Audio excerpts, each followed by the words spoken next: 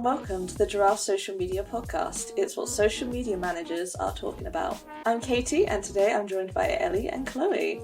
Hello! Hi.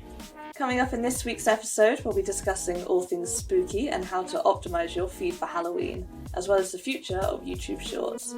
Stick around to the end of the show where we'll be answering some of your burning DMs.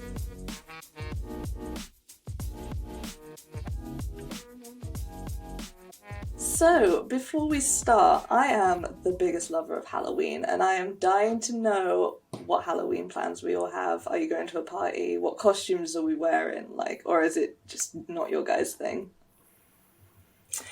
Yeah, I don't want to let you down here, but I am not the biggest Halloween person. It's not I think I said this last year, it's not a massive thing in Australia where I'm from, so I don't typically do anything. However, this year, I'm not going to a party, but I bought this, not for Halloween, just for, wearing this green it was like a waistcoat and trouser combo. It was so epic. Cute. And I was like, oh my gosh, if I were to be invited somewhere, this would be a sick President Loki Halloween costume with the waistcoat. I love that. And I was like, genius. So I was going to go buy a little Loki crown and maybe a little plush alligator or something. How amazing. So now I'm kind of sad that I'm not going anywhere because I'm really committed to this costume. Do it for Insta. Yeah, that's a great point. I'll do it for myself. Ellie, I saw you were kind of maybe on the same boat as me. I mean, I have a few options. It just depends what I want to do. I might be going to a party on the Friday and potentially in London on the Saturday night. Just going to a Halloween rave type thing. Oh. Not really my thing. I just like to throw that out there, but it's more just for saying that I've been able to go. Halloween rave sounds epic, so definitely go just to say you've been.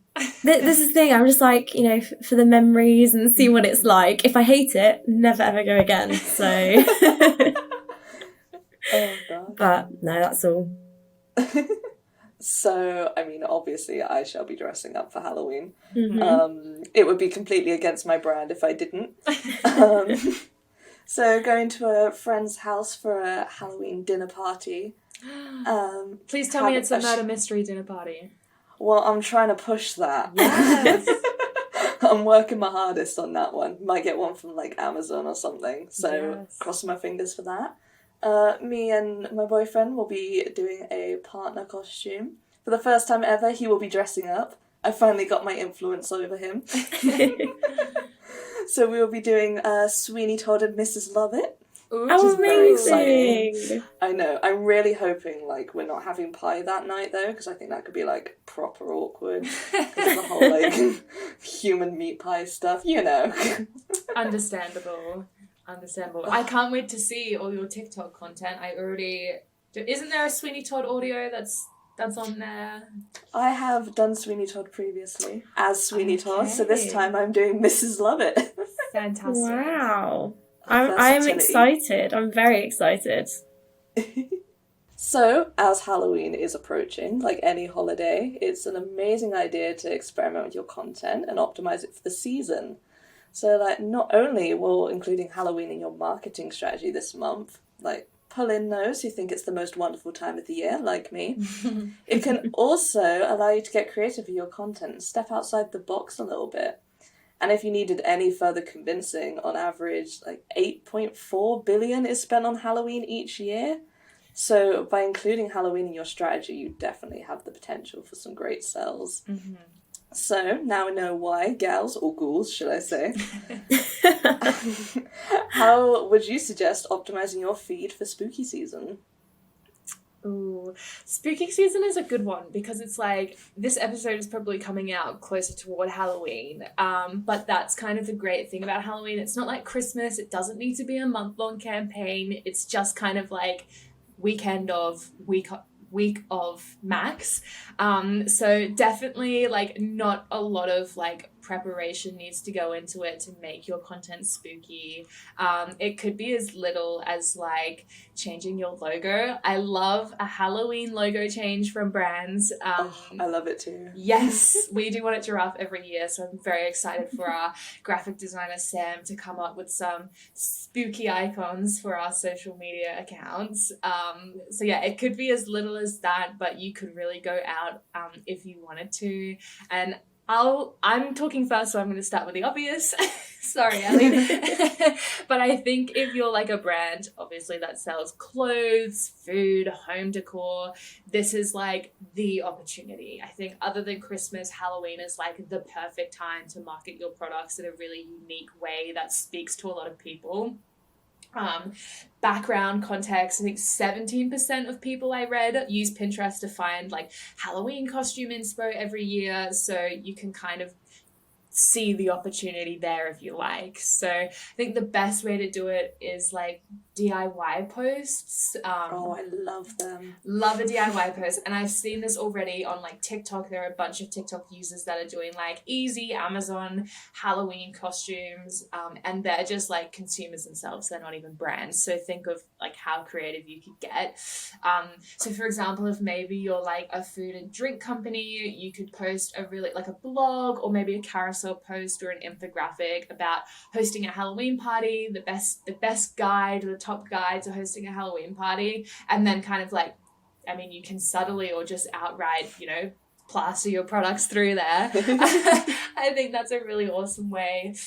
One of my favorite ones each year, obviously I'm very into fashion, so I follow a lot of fashion accounts. And every year we see like costume ideas based off your everyday clothes, which has clearly rubbed off on me because I've turned my, 20-pound misguided set into my President Loki costumes. So that's like my favorite thing to do. And I know that I've given some pretty generic like products, but here at Giraffe last year we had a client who works as like in the mortgage kind of finance area, and they did this really cool kind of mini campaign over Halloween called like the House of Horrors or like finance horrors over Halloween week, where each day they would post like a horror or a nightmare around like finance or mortgages, which were things to avoid. So I think there's like lots of really fun ways to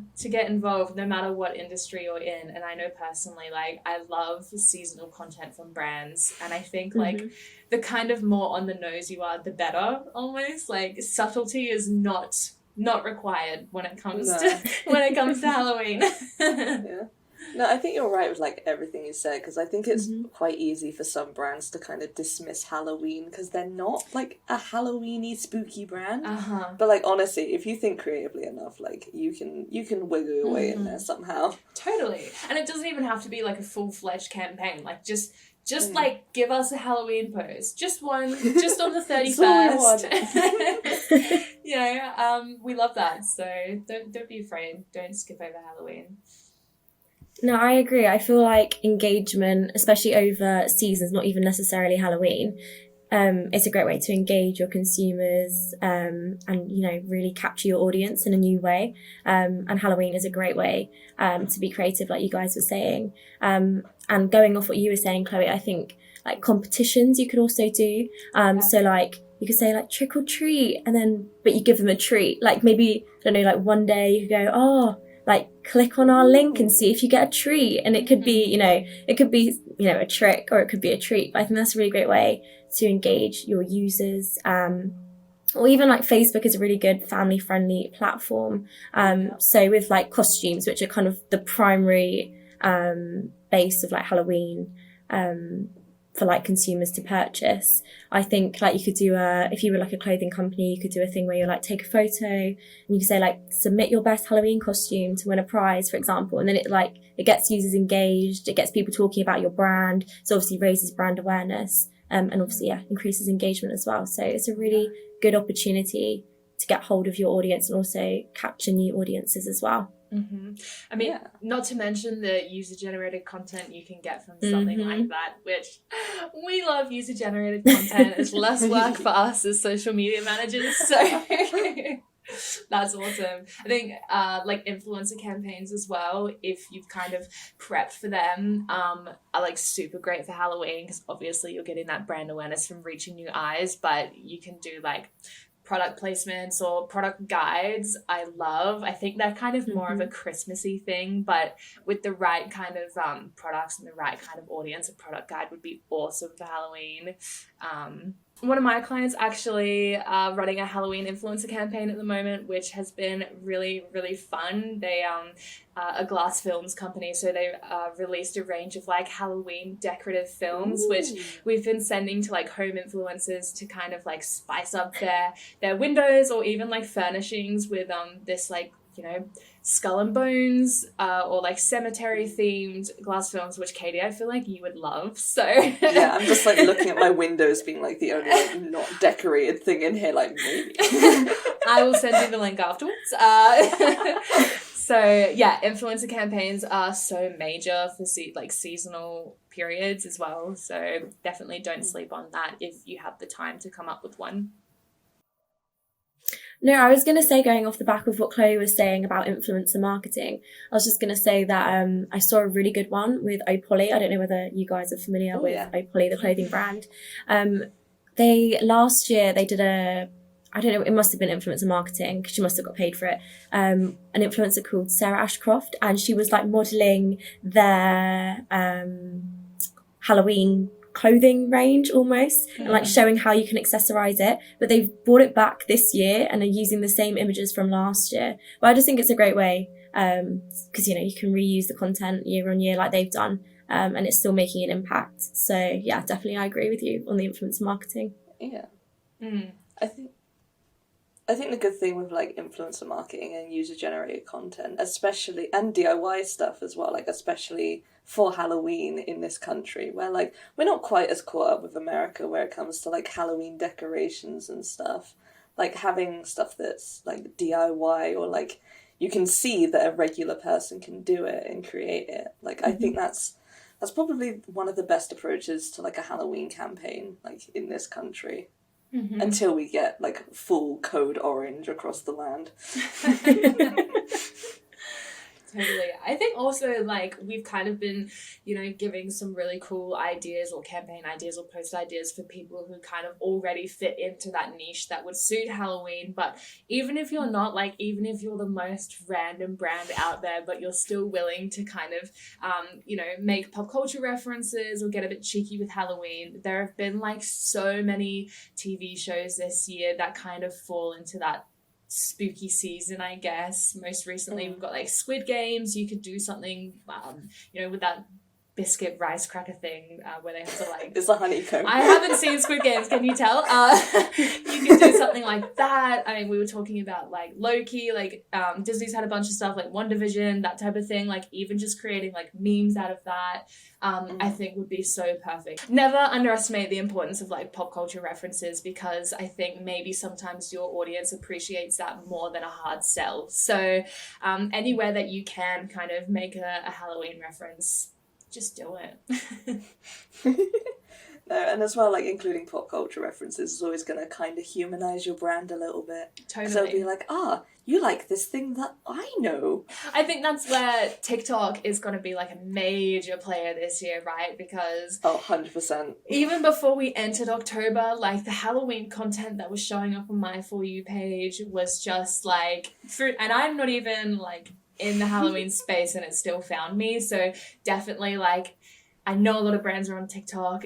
Like, there are so many sounds that you can use, and if you're not on TikTok, Halloween is just going to be like the best time for you to jump on there and kind of establish a presence before, you know, some of the bigger holidays like Black Friday and Christmas. So yeah, TikTok, get on it.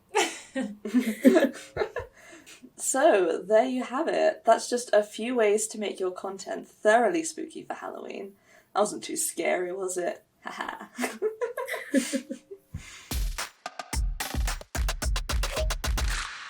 On this podcast, we talk a lot about short form content and the absolute domination of TikTok right now in the social media sphere.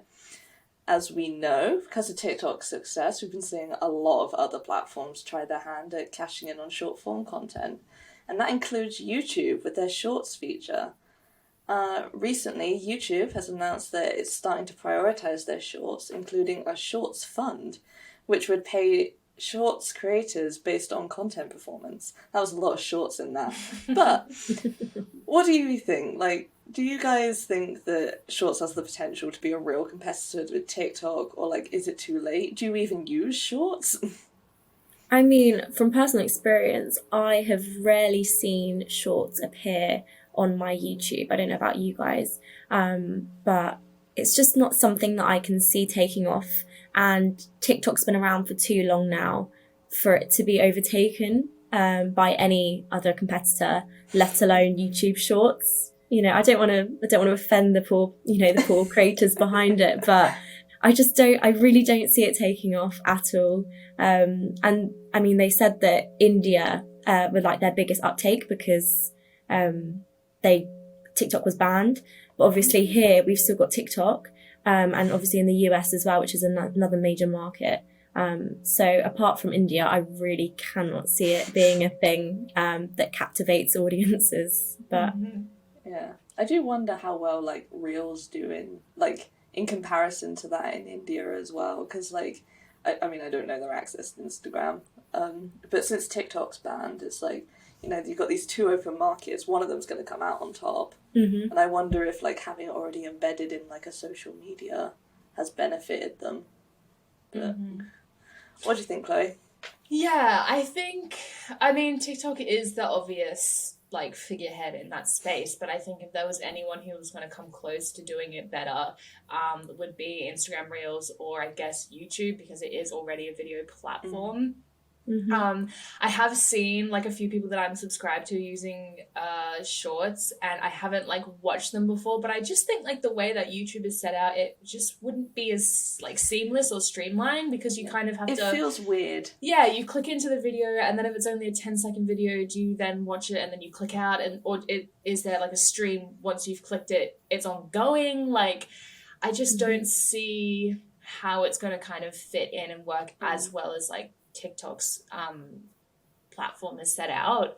So yeah, that's also really annoying in my subscription feed. Like, any news feature, because I know like YouTube also introduced like you could make status updates or like post these like little short form pieces, and it just disrupts my subscription feed. And it's really annoying, because I'm just trying to find the videos that I want to watch from the people that I love that have posted them, and I'm now having to scroll first by these little like status updates, which are usually just like them posting a link to their video anyway. I'm like, yeah, I'm trying to get to it, and then now it's like these little short reels, which I'm sorry, like I'm just not going to watch, because, you know, there's already an app for that. So I also, side note, love how if you listen to this podcast, like 6 months to a year ago, I was really against TikTok and I would never download it. And now I'm just like advocating deeply with every fiber of my being that it's like the platform to be on.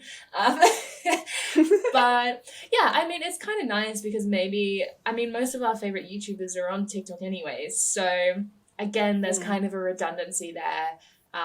But you know, I'm not going to knock it just quite yet, but I don't really see it making too deep of an impact. I think the other issue is like with YouTube is that they keep changing like the length of their content that they're going to promote the most. Like, I know like a little while ago it was 10 minutes and now it's like 15 minutes, and it's like you're promoting long form and also short form. I don't know if they can do both simultaneously. Yeah, that's like an awesome point, right? Because you go to each platform for different things, and like, you know, Facebook, it's just like that instant update. You kind of just check in on people in your life. Instagram is all about like that aesthetic, and it's very like, I don't know, inspiring content's the word, but still it's that quick sort of fix, that sugar rush. And then TikTok again is purely short form content, and YouTube was kind of that longer form video content, and it was very like I mean, it started out as kind of like how-tos and DIYs, and now it's grown into this thing of its own. But yeah, you're right. That is strange that it is kind of known for this longer stuff, and it promotes that, and that's kind of the culture of it. And now it's trying to move into switch lanes, as it were. I just don't feel like it needs to. I just feel like this is such an unnecessary addition to their platform. Because for my personal use for YouTube, I like to watch like a 25-minute video of someone going about their day. Like I find like lifestyle content really interesting on YouTube. Whereas obviously if, the videos are now just going to be purely 10-second videos at a time, I'm not going to go onto YouTube to do that. I will just use it for either Instagram or TikTok. Yeah. So I just feel like it's such an unnecessary thing that is a waste of their money. But that's my own personal opinion. I may eat my words down the line, but my current position is I don't see the point in this. But I think that is kind of like the edge that it had over, like, TikTok hasn't made YouTube any less relevant. Like, the one thing I've come to notice is I don't, like, subscribe to many people on YouTube, but the people I subscribe to I love. So, sometimes there's a gap in the week where there are no new videos coming out because people have that, video schedule. And so I love to watch YouTube in the morning when I'm getting ready for work or getting ready to go out. Like, that's mainly when I'm watching YouTube is while I'm doing something else. And I've found that when there are no videos on YouTube, I go to TikTok. But when I'm like trying to do my makeup or I'm in the middle of washing my hands, I can't scroll on TikTok because you have to. I'm like trying to do it with my elbow. And that's like why YouTube was so good. Like that's why I watch YouTube, because it's like hands-free, it's long form, like it's going to be running the whole time I'm getting ready. And so I find the days where I have to, sub in TikTok when I'm doing that method, I find it really annoying. So you're so right, Ellie. There was no need for it. Like they are like the top of their game in their lane, and TikTok is, just the shorter form content of that. So you don't need to duplicate. Although, like, I do wonder if, like, maybe the best use of YouTube Shorts might be almost like mini trailers for your content. Because you're already on the platform and, like, you can take a segment out of your video. So if you've got, like, I don't know, 15 to 20 minute video, if you can do, like, a 10-second, like, little hook, and that just shows up on your followers' feeds, or, like, even, like, on the homepage, like, it'll get promoted to people who don't watch your content. Yeah. If you can reel them in that way, that could potentially, generate something, but, like... It's whether or not people are even watching them in the first place. I mean, I love that idea. I think that's really clever. But yeah, it's just interesting to see whether people would take it, because I feel like people are still using it as like TikTok content, because I'm pretty sure creators on TikTok are literally just duplicating their video onto YouTube. Because I've seen exactly the same content from the same creators on each platform, so it just doesn't really add any extra value. Definitely. Sorry, Chloe. No, that's so... I was just going to add more criticism to the pile of criticism, but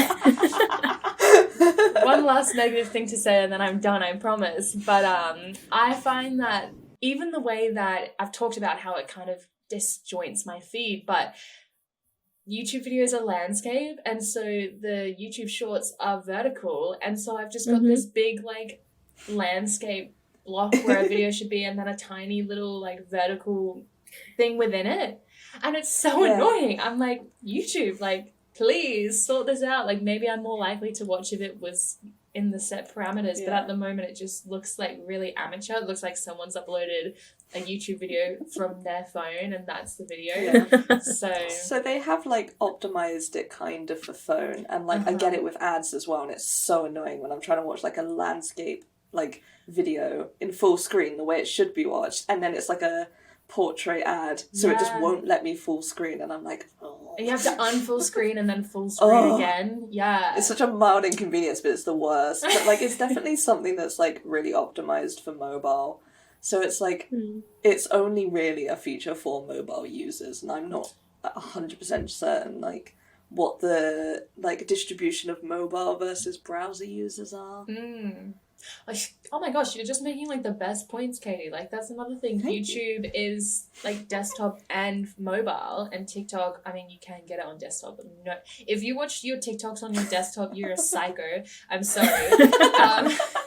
That's like an instant red flag. Yes, yeah. Whereas like I mean, I would say 50% of the time I am watching YouTube on my computer, so that is weird. I wouldn't watch shorts on my desktop because it's so obviously like a mobile thing. Yeah. Oh man, this has been a great discussion. Yeah, I agree. If I feel passionate about anything, it is YouTube. Apparently, YouTube and celery. Celery. Okay. So that's our opinion on YouTube Shorts. Maybe a bit more dunking on it than necessary. But what do you guys think? Comment on let us know on social media. Today's DM reads, which seasonal campaign should you invest in? Ooh. No, what do you guys? I think I'm obviously biased, so I'll let you guys fight out a couple different ones for a moment. Katie is teen Halloween. I bleed like orange and black. I feel it in my soul. If you are watching on YouTube, you would have told the minute that we started this episode, because Katie's background for the listeners is full Halloween themed. Very, very on brand for this episode. Ellie, I'll let you go. What seasonal campaign should social media managers be backing? See, I think it really depends on your brand and obviously what you're selling. However, if I'm going to be generic here, I'm going to go with like from Black Friday to like Christmas, purely because obviously Black Friday is like the deal day, deal weekend. So obviously it's a great way to engage your customers, get some great campaigns out, and also then it kind of sets you up in the lead up to Christmas. But that's kind of my ideal time, and I definitely, like from my own personal experience, I buy more during that time period, because you obviously, Christmas, you buy presents for other people, so it's the perfect time to really get creative with your content and make some sales, basically. How about you, Chloe? Yeah, I mean, ideally all of them, but if you are really going to like invest your efforts into one seasonal period, it would definitely have to be that Black Friday, Christmas time, like you said, Ellie. I think it's cold outside, more people are inside on their phones, on their computers, for more time throughout the day. So like you're definitely just going to see an increase on reach and impressions based off that purely. But yeah, you're so right. Like target people when they're at their most generous, when they're at their most need for spending. And I think in Australia, like we don't have Black Friday, we do Boxing Day, whereas I feel like here Black Friday kind of overshadows Boxing Day a little bit, maybe. So yeah, I would definitely, if I had to pick one, I would say Black Friday if your focus is sales and conversions. But if you're just looking for a good old wholesome campaign, Christmas is unbeatable, in my opinion. You can do it for a whole month, and it's easy content. It's just festive content. You don't need to hard sell, really. So yeah, those are my two picks. What about you, Katie? I mean, I think it's quite clear where I stand. It's actually Easter. You know what? No, I'm going to run with this. Yeah, Easter, great time for a campaign. You can... I don't know. Yeah, I'm lying. It's Halloween. Everything we've mentioned earlier, like, it is just the best time to... I think potentially it's the best time to be even more creative, even more step outside the box. Not saying it's easy to make a Christmas campaign, but, it's been done a lot, and I think Halloween campaigns are, like, slowly becoming more of a thing now, so potentially it's a bit less oversaturated, if you're doing Halloween stuff that other people aren't, that could bring more people to you, who knows? Yeah, gives you the edge over your competitors, definitely. Exactly. October and is the new why December. Halloween is the best. October's the new December, I love that. Oh my god, yes. Catch that in one of my clients' posts next week or two. In a few years, we'll be giving each other, like, gifts wrapped in pumpkins. Could you imagine? Oh gosh. Okay, so... that was our top DM for this week. Hopefully we answered your burning questions. If you'd like to be featured in next week's episode, then make sure you slide into our DMs on Instagram at GiraffeSM.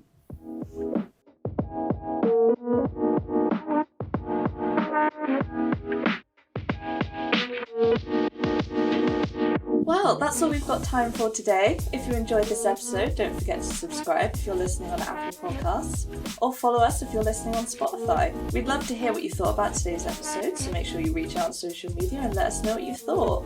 We've been Giraffe Social Media, you've been amazing, and we'll see you next time.